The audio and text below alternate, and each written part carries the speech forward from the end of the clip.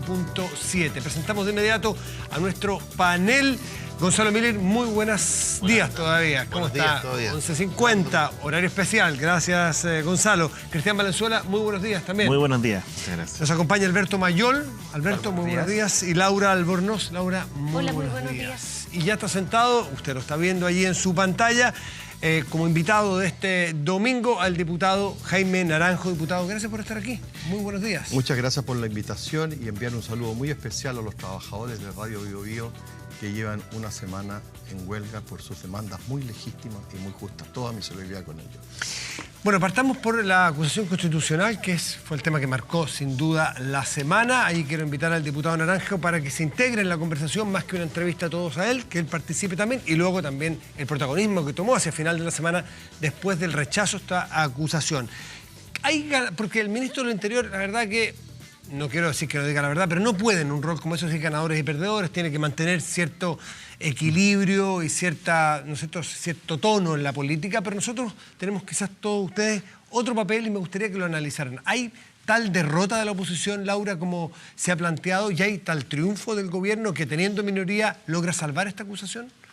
Yo tengo la sensación de que el ministro no lo puede hacer, quizás decir hubo ganadores o perdedores, pero los periódicos que son afines al gobierno se han encargado todo el fin de semana de repetirlo hasta la náusea. Uno revisa La Tercera y el Mercurio y en todas partes lo ponen como el gran triunfo del gobierno. La verdad que yo, al igual que el presidente del partido, Bachchain, tengo la impresión de mi partido que este fue un triunfo pírrico, porque mientras efectivamente estaban llevándose a cabo una acusación constitucional con más o menos fundamentos, utilizando esa herramienta debidamente, dependiendo de los criterios jurídicos que uno utilice, en los hechos y en la realidad sí ha habido una ejecución presupuestaria baja, sí hay una torcida forma de informar acerca de la reforma educacional a los padres y apoderados, sí ha habido una exageración de los problemas para implementar el nuevo sistema de admisión y la reforma, y eso sinceramente me preocupa mucho más, independiente de la figura de la ministra Cubillo, de lo que está pasando en Chile. Fíjate que mañana va a salir una encuesta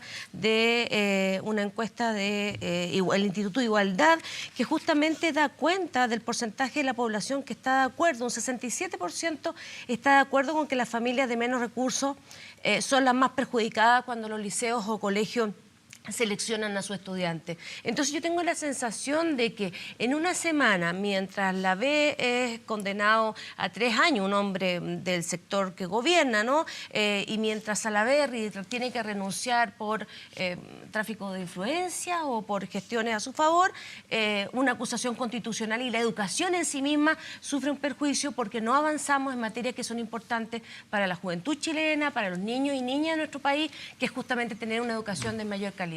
Cristian. Pírrica fue la victoria del Colo ayer, minuto 93, contra un rival bastante diezmado.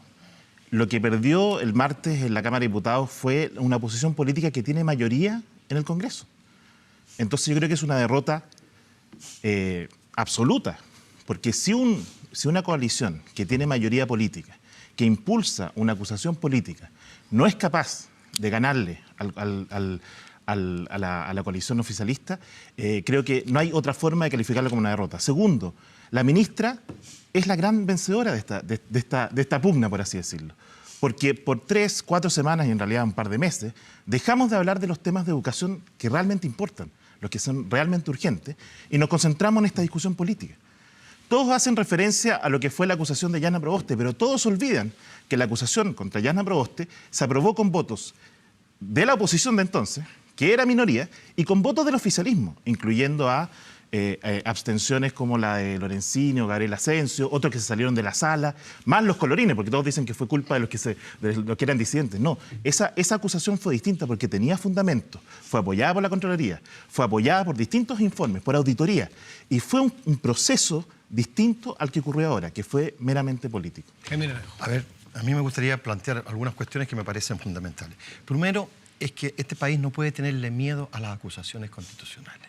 Aquí cada vez que se presenta una acusación constitucional se levantan voces como que más o menos el Estado de Derecho, el país va a entrar en una crisis. No, yo creo que forman parte del proceso democrático, de los instrumentos constitucionales que tienen los distintos partidos para usar y es legítimo que lo haga. Segunda cosa que quiero precisar, esto no ha sido un ataque personal a la ministra Cubillos, porque se han levantado voces como diciendo que esto es una cuestión personal hacia ella.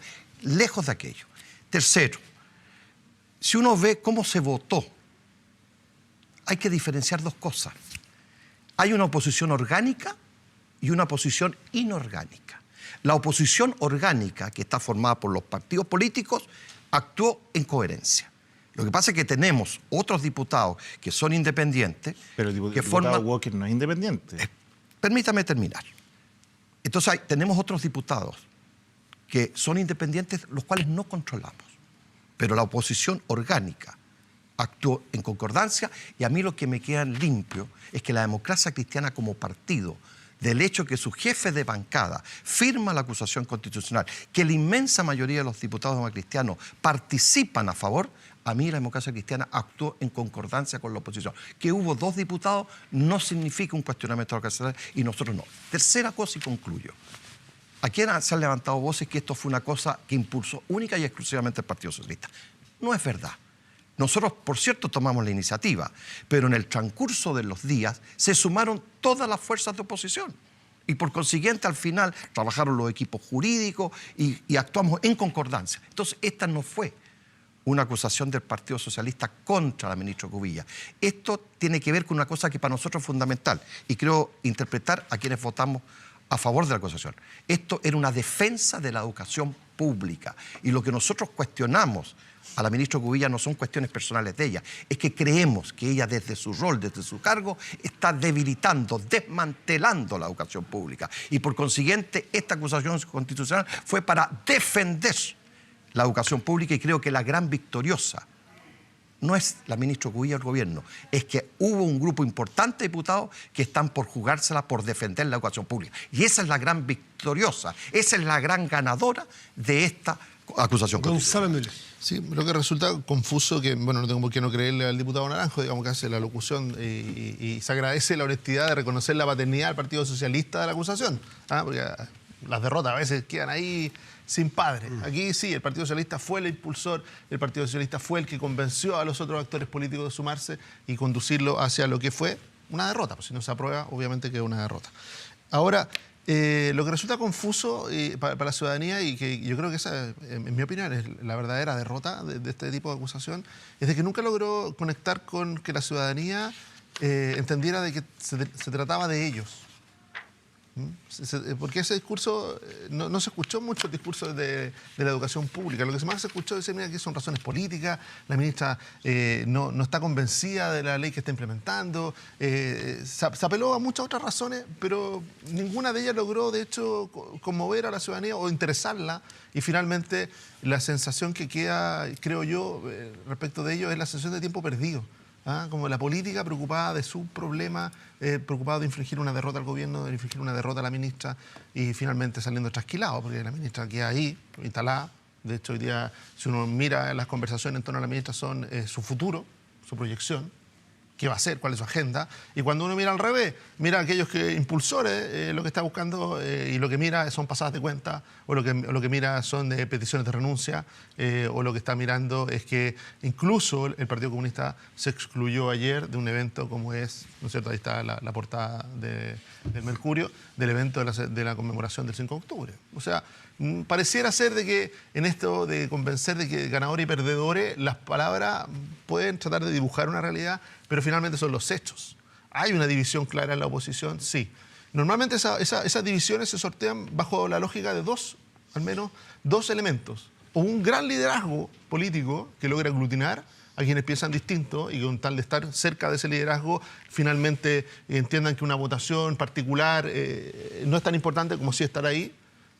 O un programa realmente donde hay meta, donde estos discursos de la educación pública están manifestados, y por lo tanto ocurre el mismo efecto, digamos, con tal de cumplir ese programa, que es mucho más importante, se ordenan las votaciones menores en función de eso. Y ninguno de esos dos elementos, ni liderazgo ni programa, aparecen en torno a la oposición hoy día. Alberto Mayol, tú que tienes cierta distancia a la oposición orgánica, como le llama el diputado, ¿tú ves un quiebre, una fractura, una división en la oposición? No, yo creo que hay un problema del modo de hacer. O sea, una lista simple, mira.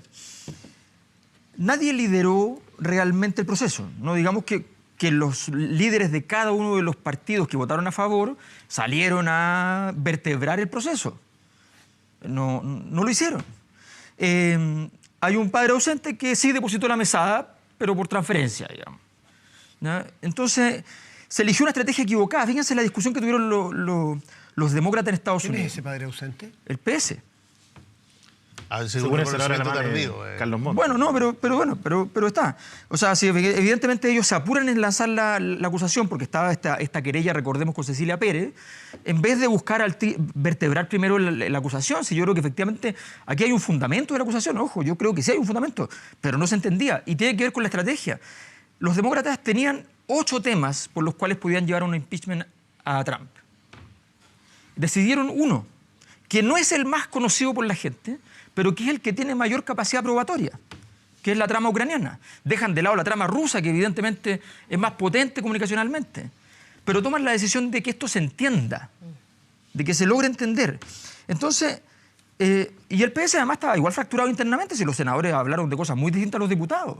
Allá hay una diferencia importante. Ya no hubo entonces vertebración política real, social tampoco, con el mundo social no hubo un trabajo.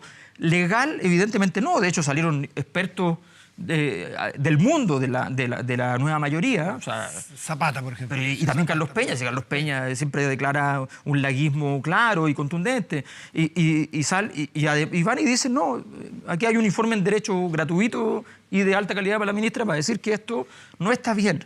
Se busca unir a la oposición. La oposición tenía un éxito de por medio, que eran las 40 horas, que tenía muy complicado al gobierno. Y se había unido formidablemente la oposición con las 40 horas. ¿Qué pasa? Esto le produce una lesión. Error no forzado, se dice en deporte. Error no ¿Eso es lo forzado. que hace el Partido Socialista? A ver, yo quiero precisar algunas cosas. Padre porque, ausente, error no mire, forzado. A ver, a mí me sorprende, porque yo creo que todos acompañamos los medios de comunicación, cuando se hacían las encuestas, y yo me imagino que todos leemos las encuestas, había un fuerte apoyo y respaldo a la acusación constitucional. Segunda cosa, aquí se señala que no incorporamos los grupos sociales. El colegio de profesores, ¿qué más grupo social representativo de la educación? Apoyando unánime y decididamente la acusación constitucional. Tercero, el Partido Socialista en sus instancias internas, en su estructura interna, acordó apoyar la acusación constitucional. Entonces, que no se diga ahora de que esto no fue oportuno, no. Todos los parlamentarios, tanto senadores, diputados, compartimos hacer esta acusación constitucional. Que por otro lado, se diga que quisimos hacer esta acusación constitucional para desviar la atención de otros temas que estaban involucrados. Por favor, somos un partido con historia, con muchos años de historia. No se nos venga a acusar de un hecho absolutamente lamentable, de una cosa que es seria, que es responsable. El Partido Socialista tiene súper claro que hay principios y convicciones a las cuales no va a renunciar. ¿Y cuál es uno de esos? La educación pública. Y por eso nos jugamos por defender la educación pública y lo vamos a seguir haciendo. Habremos obtenido una derrota en la acusación constitucional, pero queremos ser claros y precisos y que lo entienda la ministra. Ocuparemos todos los instrumentos de fiscalización que tenemos para seguir defendiendo algo tan noble, tan representativo del quehacer nacional, que es la defensa de la educación pública. Y en eso, por lo menos nosotros percibimos que las amplias fuerzas orgánicas del Parlamento se sumaron a la acusación constitucional. Y eso es un logro, no una división de la oposición. Le quiero agregar 2 preguntas. La primera tiene que ver con esta idea de usar todos los instrumentos. Según informa La Tercera, que no sé si es un medio afín o no al gobierno, se informa que el Partido Socialista decidió no presentar más acusaciones constitucionales en lo que resta del gobierno. No sé si esa información es verdadera o falsa, no sé si la educación pública estará en crisis en 2 meses más que la ministra nuevamente vaya por encima y sea necesario utilizarlo o no. ¿Qué opina de eso? Si está de acuerdo, si usted se va a restar de futura constitución. Y segunda pregunta para en la misma línea. Usted habla de esta posición orgánica, y respecto al rol de la democracia cristiana, que creo que es importante. En la reforma tributaria, 1 o 2 diputados... No escuché bien, ¿el rol o el gol? El rol. Está muy futbolizado usted. No, porque algunos dicen que es un golazo de la DC. Bueno, el rol o el gol de la democracia cristiana en la reforma tributaria... De verdad que no escuché bien. En la reforma tributaria, 1 o 2 diputados distintos son los que votan a favor del gobierno.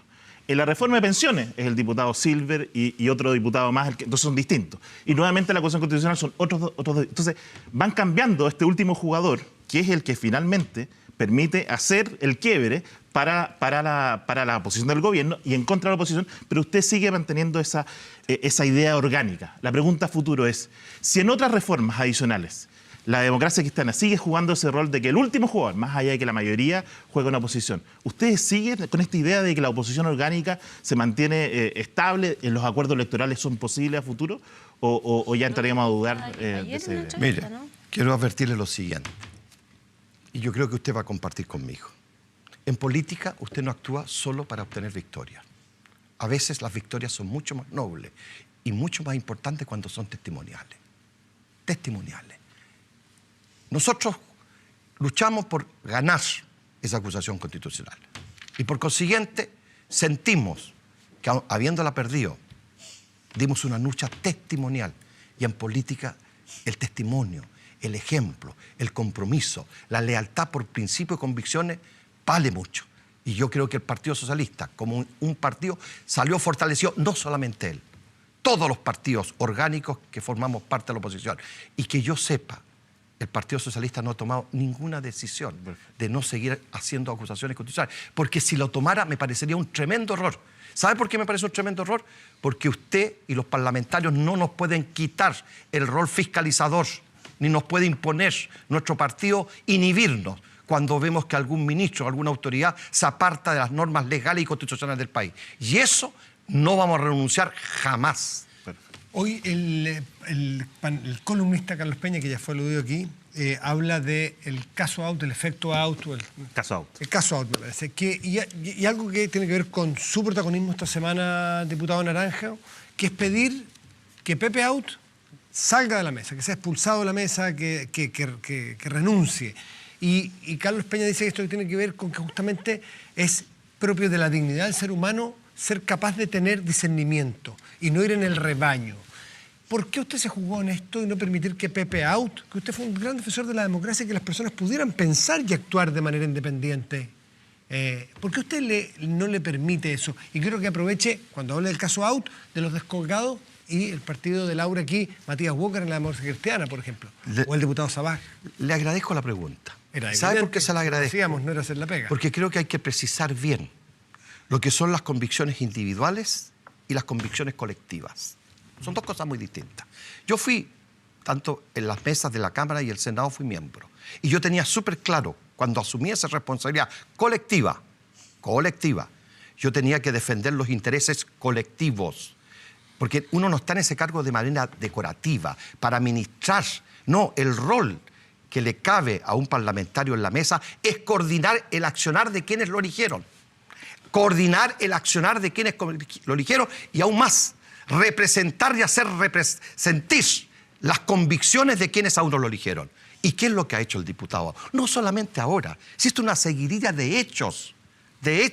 Si él no está ahí porque ganó un concurso de belleza, él ganó ahí porque nosotros, que somos mayoría en ese momento, por convicciones, lo elegimos a él para que representara colectivamente nuestras convicciones, no sus arranques unilaterales. Eso no significa sentenciarlo, condenarlo. Y tiene que dejar sus convicciones personales en su oficina. Cuando son temas valóricos, por cierto que son decisiones. Cuando usted le va a cambiar un nombre a una calle, por cierto que no. Pero cuando hay razones de fondo, políticas. No tenía libertad. Yo pienso que él debería haberlo pensado muy bien. Y por eso que no estamos cuestionando a los otros diputados independientes. Sí, pero solo a él, perdón y termino, solo a él, porque él tenía un cargo de responsabilidad colectiva. Y la escuela de Platón sobre esta materia es muy precisa. Cuando a usted le eligen para un cargo colectivo, sus convicciones individuales quedan restringidas, limitadas, porque usted tiene que representar las convicciones colectivas y darle confianza a aquellos que lo eligieron. Y hoy día, para concluir, lamentablemente el diputado Pepe Out, para una inmensa mayoría de diputados, porque partí solo, y resulta que hoy día usted ve la Cámara llena de letreros, no nos da confianza en las convicciones colectivas, y por eso que le pedimos que renuncie. Pero él, lamentablemente, se quiere aferrar, apernar un cargo, diciendo, presenten una censura a la mesa. ¿Pero por qué? ¿Por qué a Flores y a Carvajal? Si es él el que debe dar un paso a costado, porque ya no cuenta con la confianza de quienes lo eligieron. Bueno, Sobre... perdón, los descolgados, porque Walker, o sea, los votos de la democracia cristiana fueron fundamentales. Le puedo contestar eso si quiere al tiro más rato. ¿A qué le da la palabra, a usted, conductor? A usted, señora Laura. Sí, yo tengo la sensación en esta materia, y me quedo a propósito de la inquietud de Gonzalo respecto de la posición de la democracia cristiana. Yo creo que la entrevista ayer de Fachaín, este intento permanente por tratar de hacer que el balance de la caja chica, como cuando uno tiene una caja chica para disponer de gastos menores, sea positivo. La verdad es que ayer yo leí claramente a un presidente de la democracia cristiana reiterando hasta la náusea, como decía muy frecuentemente mi ex jefa, repetir que estamos en la oposición y que en definitiva esta es si bien es cierto, no comparte la posición de los diputados que se pronunciaron en contra de la acusación, él la respeta. Yo vuelvo a pensar y me pongo en la siguiente posición. Yo me pregunto, ¿por qué hoy día el debate es el futuro político de la ministra? Porque hoy día el debate es la afirmación de Alamán en el diario que incluso imputa la responsabilidad a Monte. Esto sin ningún argumento, no hay ninguna información específica de que Carlos Monte haya empezado. Yo lo único que conozco de Carlos Monte es un hombre que ha defendido históricamente, y no siendo de mi partido, al igual que el diputado Venega, el valor de la educación pública.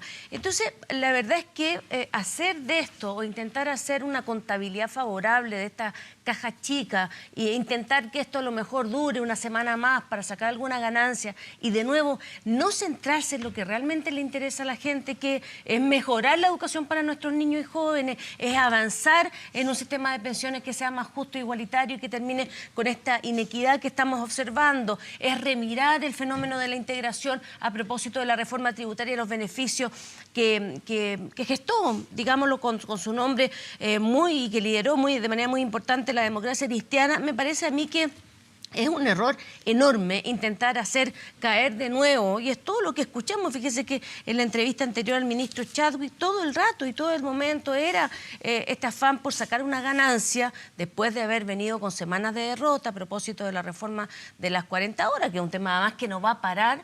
Es tener una poca visión y poco liderazgo político del momento. Y es eso lo que a mí me preocupa, porque independiente de evaluar las condiciones de la oposición, a quien le toca liderar hoy día es al gobierno. Y en ese liderazgo no se observa una carta, una ruta muy clara respecto de lo que viene hacia futuro. El debate no es el futuro político de la ministra Cubillo ni de Alamán, sino que el debate es cuál va a ser el resultado real al final de este gobierno, cuál va a ser las cuentas claras que vamos a tener, cómo mejoramos la situación de la ciudadanía. No hay mejor árbitro que el electorado después de 4 años de un gobierno.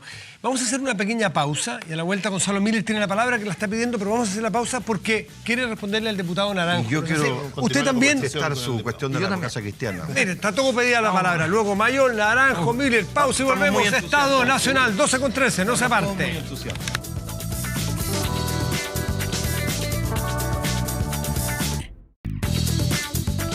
De vuelta en Estado Nacional, transmisión conjunta de TVN y Radio Duna. Gonzalo Miller tenía la palabra. Sí, hay un punto ahí, estamos viendo el derecho a disentir y establecer, porque se le está pasando la cuenta a Pepe Out respecto de su voto. Y para hacer la diferencia respecto de otros parlamentarios, me llama mucho la atención que se concentre toda la energía en Pepe Out. Yo creo que en parte es porque es independiente. Es mucho más fácil pelearse con un independiente que con un partido. Segundo, me llama la atención, ¿por qué? Porque él fue uno de los pocos que dijo semana antes cuál era su posición, públicamente. No fue un voto sorpresivo, no fue votar para allá y votar para acá. Lo dijo. Desde que leyó, muy tempranamente, leyó la acusación, dijo, no me convence, y estoy orientado a votar en contra, y finalmente cumplió con eso. Y tercero, porque hay un punto, diputado Naranjo, que usted trata de soslayar con elegancia, pero de manera poco efectiva. Usted está diciendo, y pone muchos ejemplos que es verdad. Generalmente la Cámara de Diputados y en general el Congreso están gobernados por acuerdos políticos, sólidos, por mayorías. Pero resulta que no es la realidad actual de la Cámara de Diputados. Bueno. Hoy día lo que hay es algo definido como un acuerdo administrativo que permitió construir una mayoría donde no la hay. Entonces, lo que dice Pepe Out dice, si a mí me hubieran dicho que yo ponía en riesgo mi discernimiento y mi votación como independiente, vinculado a la oposición, sin duda, no hay nadie que dude de cuál es su posición política, y vinculado también, ¿no es cierto?, a su trayectoria política, dicen, yo no hubiera aceptado. ¿No? Hay un cambio en las condiciones, ¿no? Porque resulta que cuando se define el acuerdo meramente administrativo, que recordemos que el cuestionamiento original, eso, que fuera meramente administrativo, es lo que permite que Iván Flores sea el presidente. Si esto tuviera un nombre distinto, Iván Flores no sería el presidente de la Cámara de Diputados.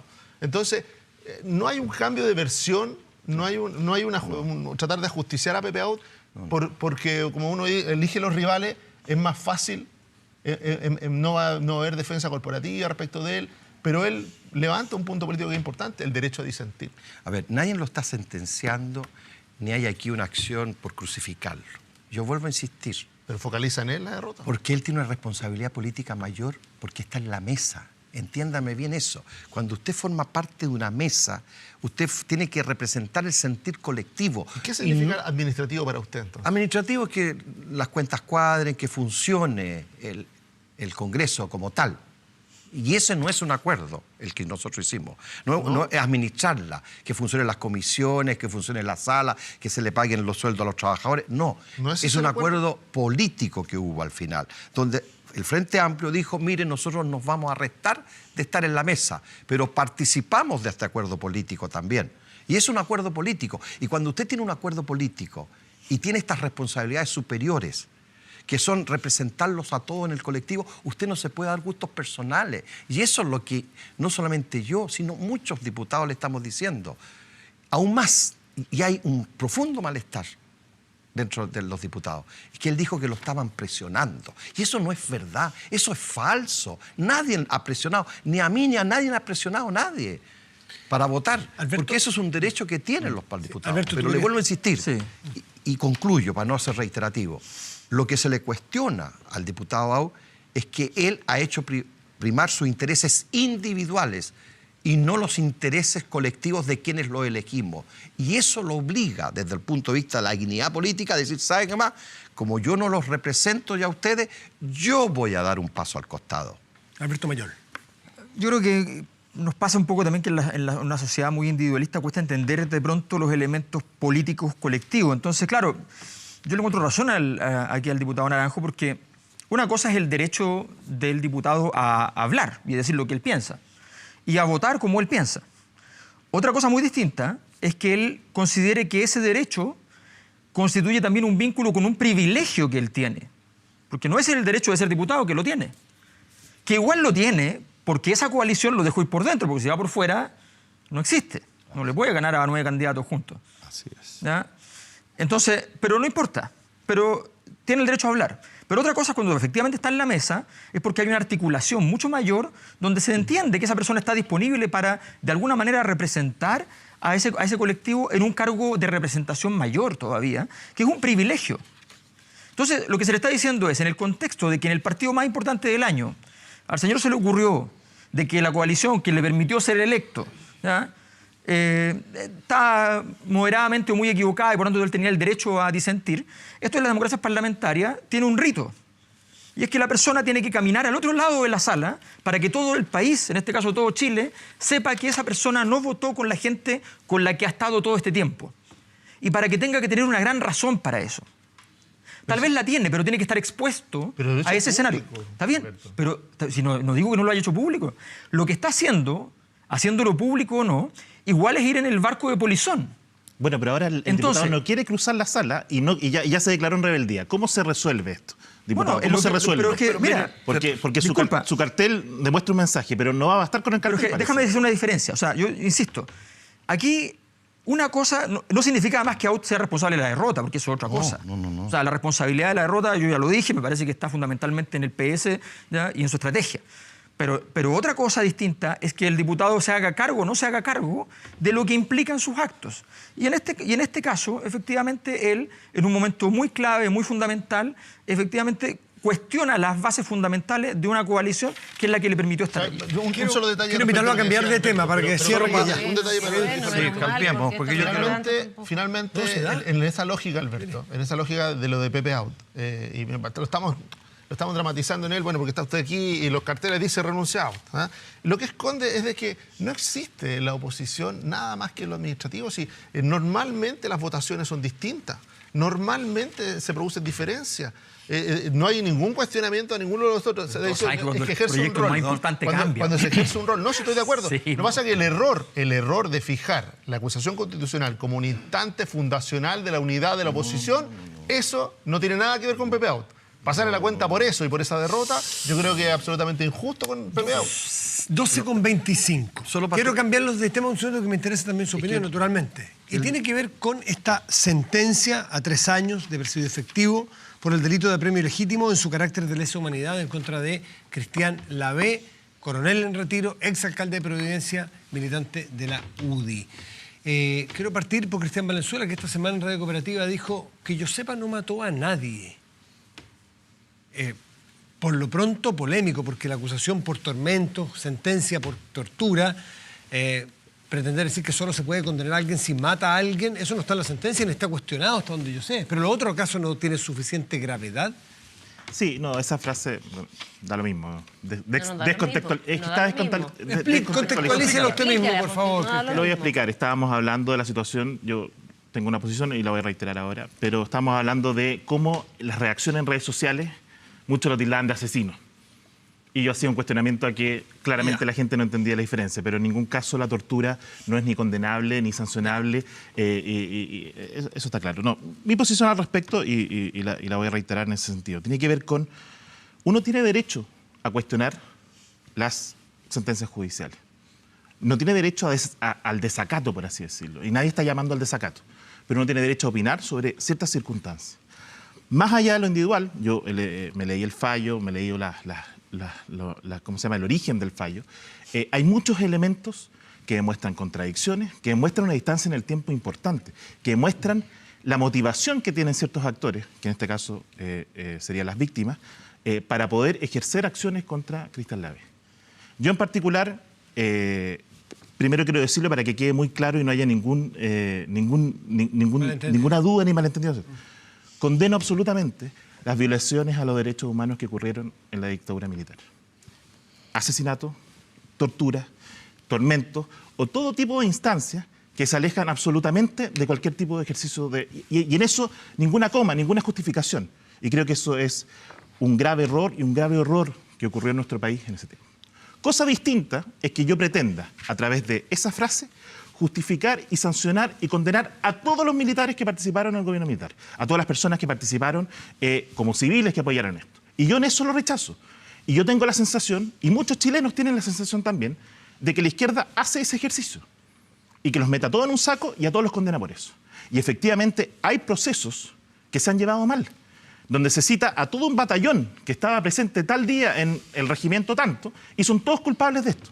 Y si uno mira este caso, uno encuentra esos elementos. Por lo tanto, yo espero que las instancias de apelación, las instancias de revisión de estas materias, en distintas instancias, puedan revisar esos elementos.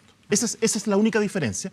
Y yo no voy a quitar esa frase porque el contexto la justifica. Pero creo que, obviamente, mirada aisladamente es bastante impresentable y un sentido distinto. Pero no la vas a retirar. No, porque vas a retirar. pero entiende la explicación, Laura, ¿no? Entiende que es parte de una conversación. imposición Es parte de una equívoca. conversación. Si esa frase implica que yo estoy relativizando la tortura, en ningún caso, y la retiro. Pero entiéndeme el punto, para que te quede un poco claro. De la máxima No, gravedad. porque el contexto es distinto. Si no me lo expliques, Matías, si yo logro entender No, lo porque que parece que no lo entendió porque lo está Yo lo entiendo. Ay, Lo que Matías. encuentro, perdón, lo que encuentro grave de todo esto es hoy día hay una columna muy certera de Daniel Matamala en el periódico respecto de los 46 años que esperaron las víctimas de este torturador para hacer justicia o para tener una sentencia relativa y todos tantos otros que nunca han sabido todavía están esperando que se haga justicia respecto a la tremenda violación de derechos humanos que ocurrió en Chile en dictadura y particularmente el negacionismo que muchas veces escuchamos de dirigentes de la todavía de gente que no ha permitido, entre otras cosas, a Pero renovarse ¿cuál es el negacionismo, a la Laura? derecha de mucha Hablemos gente de negacionismo, que- porque yo creo que es importante hablar de negacionismo. yo creo que Cuando tú dices que alguien es escucha- negacionista, si me ¿qué está permite negando? terminar, ¿Qué está negando, Laura? y mucha gente, uno escucha presidentes de partidos políticos, de la UDI, que justamente hablan de persecución o otro tipo de actitud, cuando han habido víctimas que han esperado 46 años para escuchar de una vez por todas una sanción a una persona que aplicó electricidad, que amenazó con degollarlo con un corvo, que lo escucharon y lo torturaron, jóvenes desaparecidos. La verdad que en Chile la justicia en materia de derechos humanos todavía está al debe, pese a todo el esfuerzo que se hicieron en los gobiernos de transición. Y yo creo que ni sacarle provecho, ni tratar de tapar los ojos y esperar la apelación para condenar a un violador de derechos humanos es lo que merecen las víctimas. Y solamente respecto de eso, me parece a mí que hay que tener mucha prudencia a la hora de evaluar este tipo de circunstancias. Yo sinceramente, por lo mismo, es que más bien lo que esperaría de gente joven, que ni siquiera a lo mejor había nacido, o es probable que no haya nacido en aquella época, lo que pueda hacer es partir y crear una nueva derecha que efectivamente se escandalice y horrorice de las violaciones que hubieron en Chile en aquella época. ¿Me permite, Matías? Sí. Mira, a ver, a mí de verdad me preocupa y me duele, y lo digo con mucha claridad, cuando se pretende relativizar la violación a los derechos humanos. Cualquiera ya sea, tortura, prisión, todas son gravísimas, gravísimas. ¿Y sabe qué es lo que me duele más todavía? Porque yo tenía la impresión, y parece que estoy equivocado, que todos los partidos políticos habíamos aprendido de lo que nos había ocurrido en el pasado. Por lo menos los socialistas sacamos 2 lecciones. Valorar la democracia como un sistema político y ser muy, pero muy solidario en materia de derechos humanos, en términos de que no hay límites, no hay fronteras para defender los derechos humanos. Entonces, cuando usted escucha a la presidenta de la UDI, expresa a miembros de ese partido, senador defendiendo a los violadores, no importa el grado de violación que haya hecho, no se puede ni se debe defender a ningún violador, nunca, porque ¿sabe qué pasa? Usted se transforma en cómplice de las atrocidades que ocurrieron en nuestro país. Entonces, a mí me duele, como generación, ver personas jóvenes como usted, que para usted haber torturado, haber golpeado, no, es un pequeño cosita eso. Por favor, Eso no lo ha dicho hay una nadie. cosa que es dignidad del ser Cristian, humano. Cristian. Eso no lo ha Entonces, dicho nadie. aquí, yo digo, de verdad, este gobierno tiene una facilidad de dañarse a sí mismo, porque ¿saben la pregunta que yo me hago? ¿Qué piensa el presidente de la República hoy día?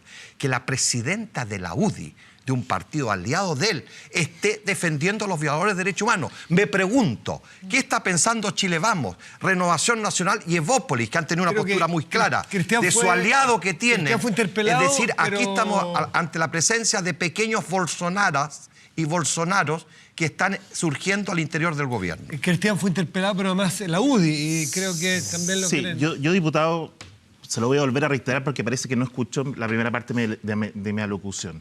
Yo jamás he relativizado, jamás he minimizado lo que puede ser una tortura o el asesinato de alguien. Entonces, en eso no me achaque una culpa generacional por eso. Distinto es que uno pueda establecer argumentos en contra, que uno pueda cuestionar ciertas resoluciones judiciales, porque tenemos derecho a hacerlo. Eso corresponde. Usted parece que tiene esa visión totalitarista de que quieren que todos piensen igual y que todos digamos, sabe que porque pasó esto no podemos defender Sí, nada. la defensa de El los derechos primero que humanos. dijo que el gobierno militar, que el golpe de Estado salvó a Chile, no fue alguien de derecha, fue Eduardo Frei Montalva. Entonces no nos equivoquemos de contexto acá. Porque yo no voy a aceptar y yo voy a defender a los militares porque yo creo que los militares, la inmensa mayoría de ellos, le hacen bien al país, Pero le si hicieron Eduardo un bien Frei al Montalva país. fue Y asesinado aquellos por la que cometieron dictadura, fue asesinatos, asesinado por la dictadura, eso lo Eduardo dice la Frei. primera instancia Eso y el informe fue fiscal asesinado que es el vinculante. presidente Bueno, Frei por yo la no creo en dictadura. eso, yo no creo en Fue eso. asesinado, así que no Y lo tengo utilice derecho a como ejemplo, cuestionarlo, tenga tengo cuidado, derecho a cuestionarlo. tenga mucho cuidado. Porque Gonzalo, los mire, médicos de la tenga familia, mucho porque cuidado. parte de la familia, Mucho durante cuidado con tantos nombrar al años dijeron que eso no había presidente cierto. Entonces no es realidad. ¿Cuál es el error Gonzalo suyo? Miller tenía la palabra Solo porque un es que paréntesis, usted hermano. hizo una alusión a la Nosotros, UDI solo un también. paréntesis. Nosotros no metemos a todos los militares. No los metemos. Usted me acaba de meter a mí y me acaba de tachar de cómplice por tener un argumento distinto al de usted. Yo lo único Eso es que he totalitarismo dicho a y usted, eso es lo único imputarme he algo dicho que no a usted, corresponde. Como generación que le tocó vivir esto, me duele escuchar esas palabras suyas. Me duele. Y se lo digo con mucha franqueza y mirándolo los ojos. Gonzalo Müller. Y nosotros no estamos involucrando a todos los Gonzalo. mexicanos. Estamos identificando a aquellos que participaron activamente. Y a eso es lo que estamos pidiéndole sanción dura para que nunca más en Chile. Fíjese usted, y se lo digo en su cara, si el día de mañana usted hubiera un gobierno de izquierda dictatorial y usted fuera siendo perseguido, ahí me va a tener de aliado suyo. Y lo voy a salir a defender y voy a poner en riesgo mi vida por defenderlo a usted. Aunque usted piense distinto de mí. Porque no voy a permitir jamás. Y esa es la lección que yo con el aprendí. argumento, siga Esa es la adelante. lección que aprendí. Sí. ¿Me entiende? Lleva Que hay 29 años hay hablando de que este dar tema. la vida. 29 años hablando de hay este que tema. dar la vida por el que piensa Gonzalo distinto Müller. si está en riesgo su vida. Gonzalo. ¿Sabe? Aquí el verdadero riesgo al final es la frivolización de los derechos humanos. Porque se ha venido construyendo, ¿y por qué lo digo? Porque se ha venido ¿Por construyendo... este fallo? No, lo que estoy diciendo es cuando todo retrocede. ¿Ah? Como que volvemos todo para atrás, como que aquí no ha pasado nada. No ha habido avance en justicia, no ha habido señales políticas, no ha habido cambio. Porque hoy día, y me hago cargo de la frase, ningún presidente de partido de Chile Vamos, tampoco lo hace la presidenta de la UDI, defenderlo. deja de condenar las violaciones de los derechos humanos. Ninguno. De hecho, en Chile Vamos, en la Constitución de Chile Vamos, como pacto político, está el respeto irrestricto a los derechos humanos, en Chile y fuera de Chile. Entonces, cuando se hace tan livianamente ese tipo es que uno dice, bueno, ¿cuál es el objetivo final? Volver a poner de nuevo el tema, volver a poner en posición política y generando un daño a la propia cultura de los derechos humanos. Porque esa posición totalitaria, ¿no es cierto? Porque finalmente, diputado Naranjo, yo sé que tengo una trayectoria y la respeto en materia de derechos humanos, pero estoy invitando a pensar un poquito de este tema. Si le hace daño o no a la construcción de esa cultura, de que todos sientan que son parte de esa cultura, para que ese nunca más sea efectivo. Pero la presidenta Lodi pudo haber hecho una mejor declaración, Gonzalo. Laura, para que se cumpla lo mismo que estoy dicho. Mira, si uno siempre podrá hacer mejores o peores declaraciones, pero de ahí, ¿Tú la encuentras acertada, cuando uno de dice, verdad? bueno, la declaración se hace cargo de qué, de que se hace cargo del caso, en este caso de Cristian Lavé, en materia que está todavía en sede judicial, está ahí pendiente. Y claro, cuando Por uno lo dice, mismo sería cuando dice prudente mantener una condena, silencio yo respecto hago la a siguiente pregunta, una condena como necesaria, transversal, como la que se ha construido respecto a la violación a los derechos humanos, ¿ah? No es sinónimo de que en el fondo toda la labor de la justicia, si no la justicia no tendría labor, si no lo único que tendría que hacer es denuncia, condena, La frase del denuncia, senador, condena, la, denuncia, condena. la frase del senador Coloma es muy interesante que la analice Sí. usted y el resto de la Y lo mesa. mismo hace Porque la- es bien potente. Dice, después de 46 años, que alguien le diga que hay una presunción, porque no es que haya habido una comprobación, la condena es una presunción, y que sea por presunción después de 46 años, textual, me choca profundamente.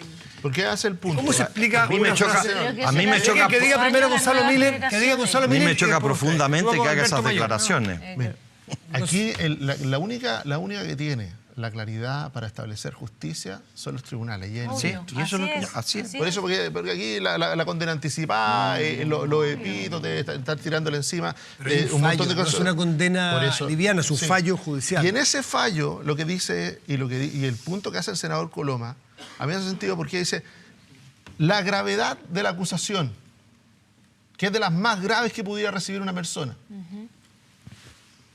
¿implica necesariamente que yo tengo que bajar el umbral probatorio? ¿Que yo tengo que, de alguna manera, pasar por encima del debido proceso? No.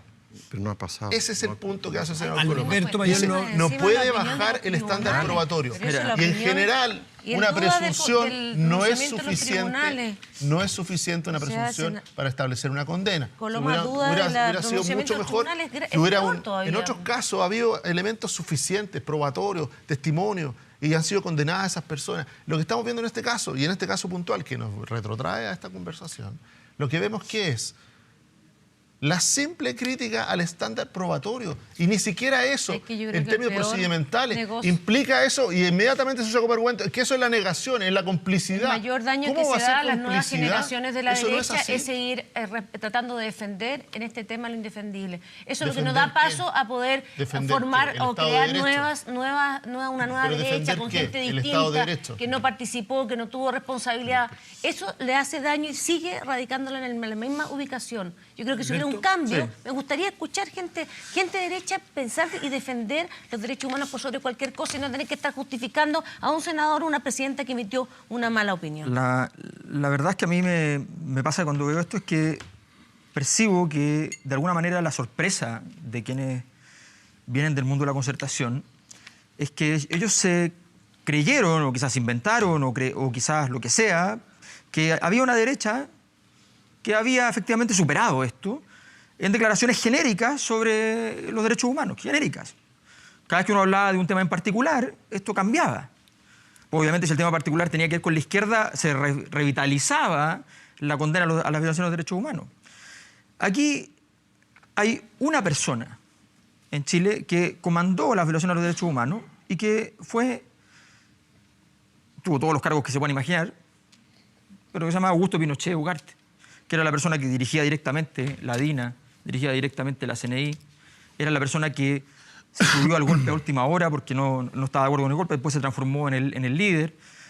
Arellano Stark estuvo hasta el día anterior tratando de convencerlo hasta que finalmente lo logró. De eso estamos hablando. Una persona que tuvo a cargo esto. Y en el funeral de él estuvieron prácticamente todos. Todos. Entonces, cuando hablamos de la derecha, bueno, incluso estuvo Gonzalo, o sea, de eso estamos hablando. Entonces, cuando hablamos de que la derecha aprendió algo, la derecha no lo ha aprendido. La derecha entendió que hubo un momento político en la historia de Chile en que este tema era un problema ponerlo sobre la mesa y que efectivamente había que esperar y esperar y esperar. Pero cuando aparece alguien que lo pueden meter preso y puede generar una escalada, porque aquí no estamos hablando de condenas a miles. Si habláramos de condenas a miles de militares que no tuvieron nada que ver con el mando, estaríamos hablando, si tenemos 3.000 muertos, 10 veces eso en tortura, ¿ya? Estaríamos hablando de una cantidad enorme de militares presos. Sí. No es lo que ocurrió. No es lo que ocurrió. Muchos militares están sometidos a proceso. Muchos militares están sometidos a proceso. Llamados a declarar, Alberto. Muchos militares están sometidos a proceso. Es el estándar de la porque prueba que obviamente se está discutiendo. Sí, fueron testigos y muchos militares están sometidos a proceso injustamente porque los jefes no están sometidos a proceso. Si eso es lo que pasó.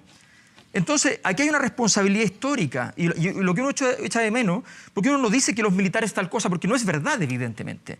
Lo que uno dice es una cosa más sencilla. Hay una responsabilidad de la institución. La institución tiene una responsabilidad como tal. Y esa responsabilidad tiene que lograr limpiarse. Y para limpiarla, entonces, tiene que empezar a haber una acción proactiva en favor de los derechos humanos. Y eso es algo que se ha hecho a veces y otras veces se ha dejado de hacer. Y la convicción de la derecha, desgraciadamente, entonces, se revela. 12:42. Nos vamos a ir a una pausa. Quiero despedir al diputado Naranjo, pues. Muy bien. Le quiero agradecer por haber estado aquí. No, muchas gracias a ustedes y ha sido un placer y ojalá, y los miro a los ojos a ambos, siendo tan jóvenes, comprométanse de verdad con los derechos humanos. Muchas gracias por su invitación, diputado. Y no se hagan parte, no sean cómplices de algo que ustedes no tuvieron ni una responsabilidad, no tuvieron ni una culpa. Y yo lo invito a 29 años después de estar en el Congreso desde el año 90 a dejar su cargo y a dejar que las nuevas generaciones también en la izquierda asuman con una visión distinta qué es lo que es ser también democracia. 12:42, nos vamos a una pausa, volvemos en Estado Nacional. Hay muchos más temas que conversar.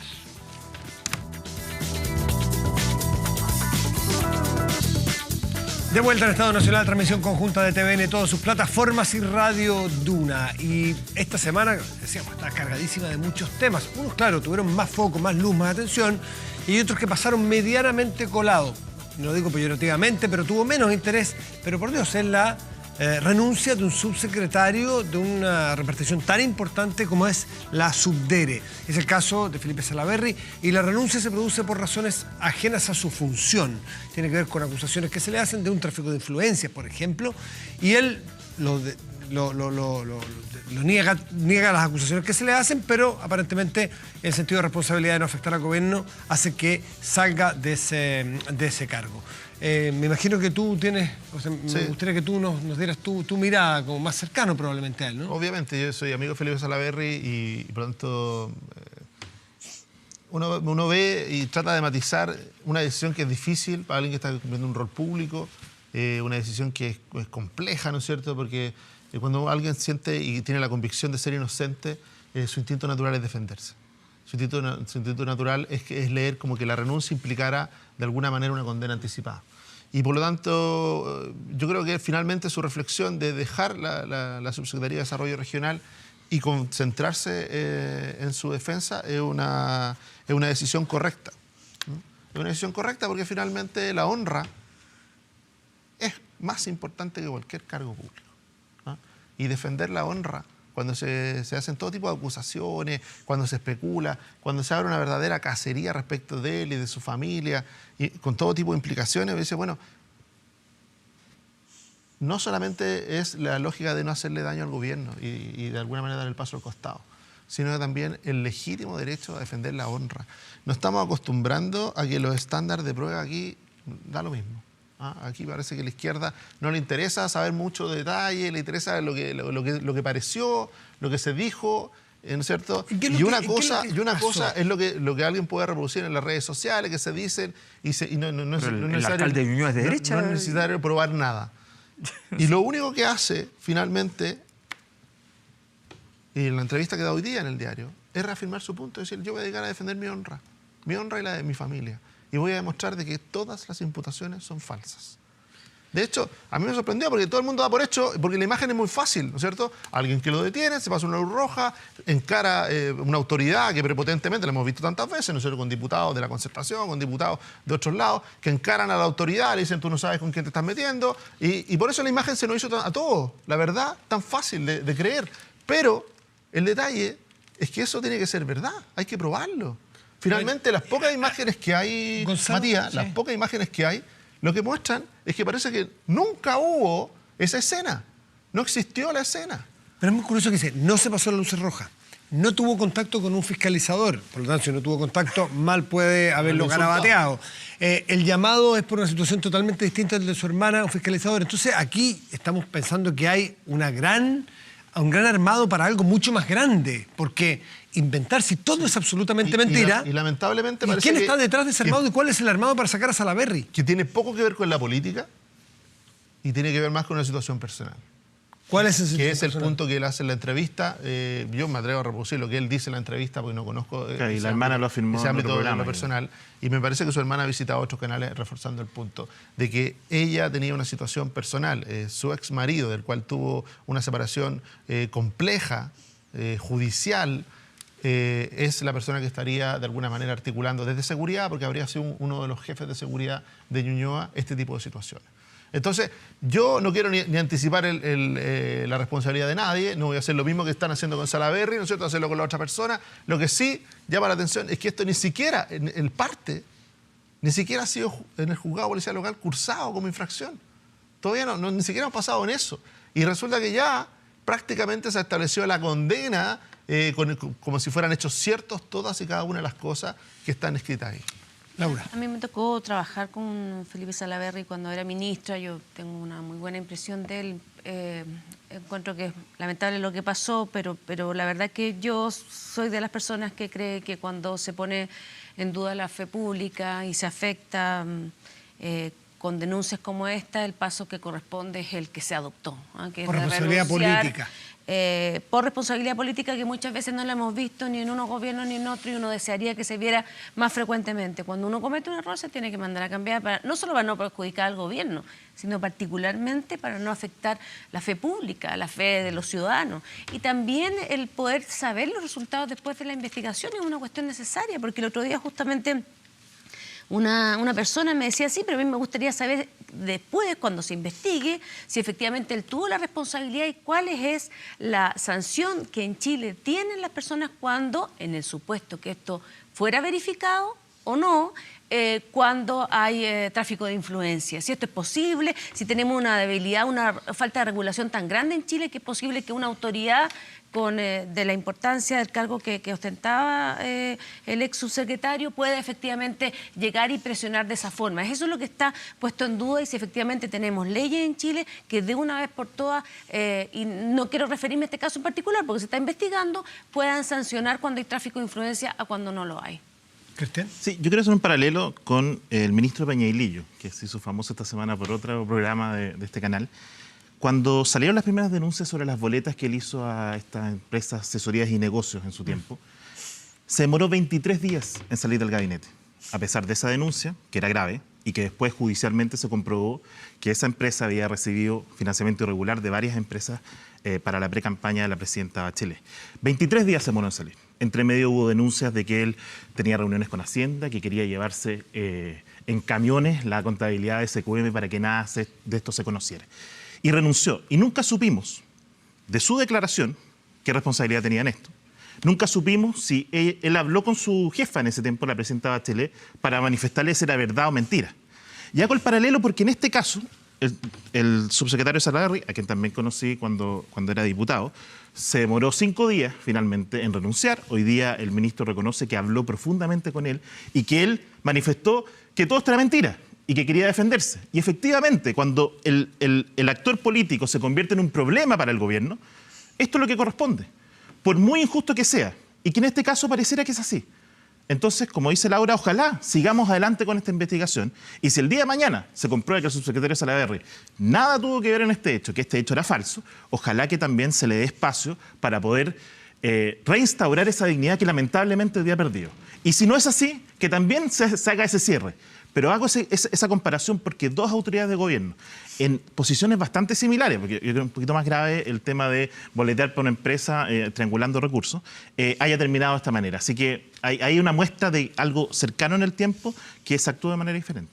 Alberto. Me parece el ejemplo porque en ese ejemplo, si estaba involucrada la presidenta Bachelet, es algo que efectivamente es algo posible, incluso probable, pero resulta que estaban involucrados todos. O sea, había una cantidad enorme de involucrados y no se quiso investigar. La presidenta Bachelet nunca, y esto que queden claro, nunca ha sido citada a declarar como testigo en ninguno de estos casos. Y es importante saber si ella sabe o no. Vimos el tema de OAS hace un par de semanas y no sabemos nada. Pero si lo que te digo es muy simple. O sea, aquí puede que no tenga nada de responsabilidad. Un conjunto de empresas que sabemos que entregaron plata a los políticos y el Servicio de Impuestos Internos no se creyó con ninguno, salvo con uno, ¿ya?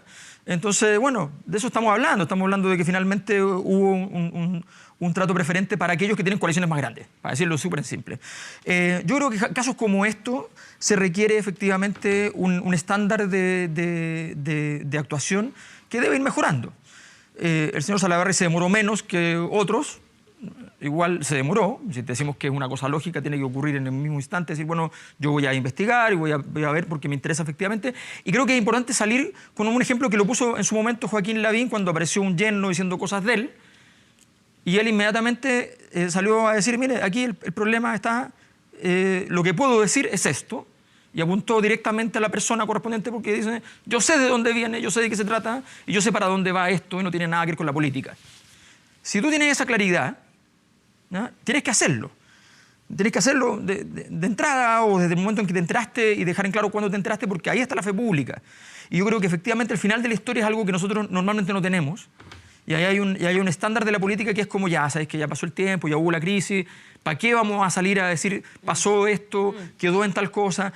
Eso tenemos que cambiarlo radicalmente. Bueno, y esto no enseña. Yo no me voy a meter en el tema porque esto está en un proceso, por tanto, yo habiendo una defensa que dice tener un fundamento, bueno, habrá que esperar efectivamente el rendimiento. ¿Habrá espacio en la generosidad de la política, en que pase lo que pase, se restituya la dignidad de las personas o se condene, si fuese el caso? Porque, y no el caso Salaverry, habrá muchos otros. Y hago también la autocrítica a la prensa. Si tendremos en un momento como este o el día de mañana a otra persona el espacio para darle la posibilidad de restituir la honra, porque si no vamos manchando a gente por el camino. Disculpa, una cosa muy cortita. Yo creo que es muy simple. O sea, si efectivamente se demuestra que esto no es verdad, lo que debe ocurrir en una coalición es que se le debe restituir en su cargo.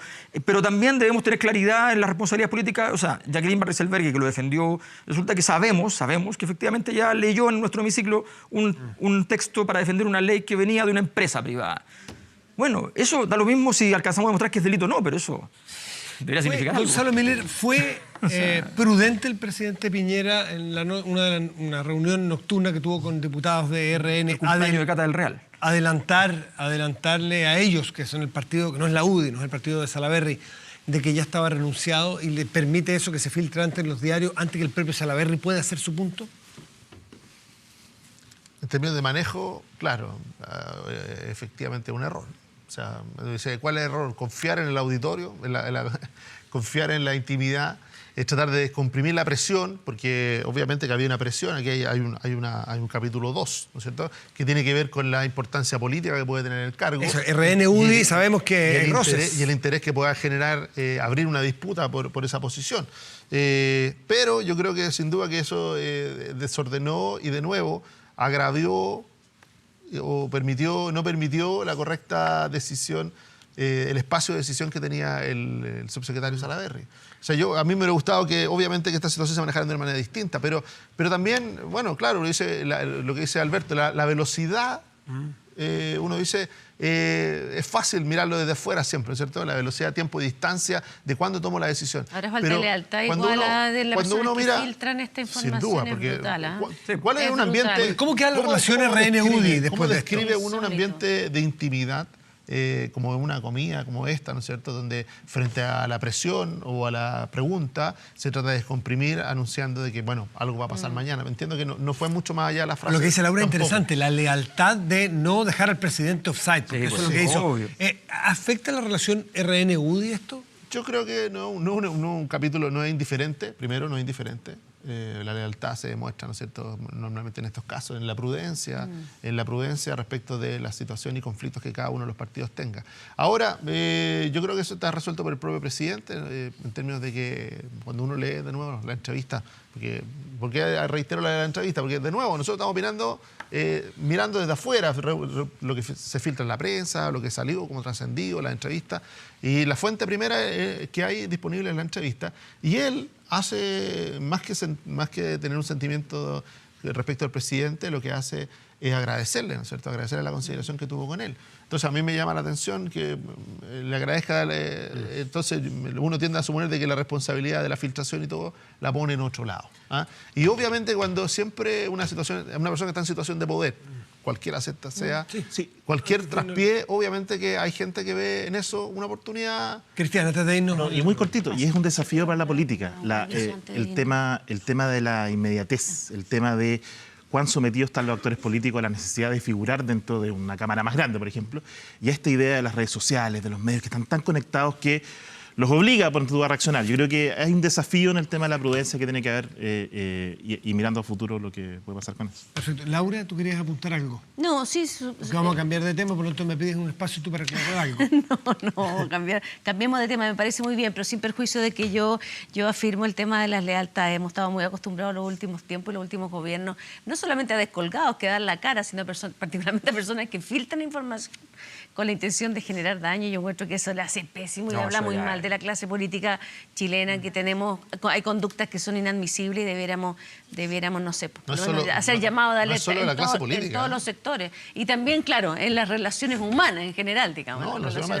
Tenemos aquí a un fiscal que está a punto de caer, ¿no es cierto?, producto de lo mismo. De lo mismo. Vamos a hablar de esos temas porque lo que viene después de esta pausa con la mirada al mundo es justamente el fiscal metropolitano Oriente, Manuel Guerra, que vamos a conversar sobre cifras de fiscalía, sobre filtraciones, sobre el momento de la justicia. Exactamente. Les quiero agradecer a ustedes porque vamos a quedarnos con esa entrevista en lo que sigue. Así que Cristian, Gonzalo, Laura y Alberto. Solo avisar que yo soy presidenta del Congreso Ideológico de la Democracia Cristiana y el día sábado tenemos un gran encuentro nacional en la Facultad de Derecho de la Universidad de Chile, que además es abierto, vamos a tener expositores de todos los sectores, así que invitarlos a probar. Orgánico. Muchísimas gracias. De alto nivel. Una vuelta al mundo para ver qué es lo que está sucediendo. Y a la vuelta el fiscal Guerra aquí en la mesa de conversación.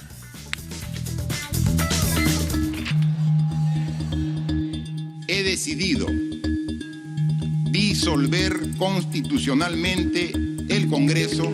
Semana de crisis política e institucional en Perú. El gobierno del presidente Martín Vizcarra oficializó la disolución del Congreso y convocó a elecciones legislativas anticipadas para enero de 2020. Está queriendo hacer del matoncito de barrio y está tratando de impedir que el Congreso ejerza su función constitucional. Pero por su parte, el Congreso aseguró haber suspendido al mandatario antes de esta medida. El conflicto solo fue creciendo ya que la vicepresidenta de Perú, Mercedes Arauz, renunció asegurando que se había roto el orden constitucional en el país. El jefe de gabinete indicó que la renuncia no sería reconocida porque dimitió ante un Congreso que ya no estaba en funciones. Evidentemente tuvimos un pésimo Congreso, pero creo que eso no es la razón para cerrarlo. Además, se entregaron al menos 70 nombres de congresistas relacionados con el escándalo de Odebrecht y se confirmó con un testimonio el aporte a las campañas de Ollanta Humala, Alan García y Keiko Fujimori.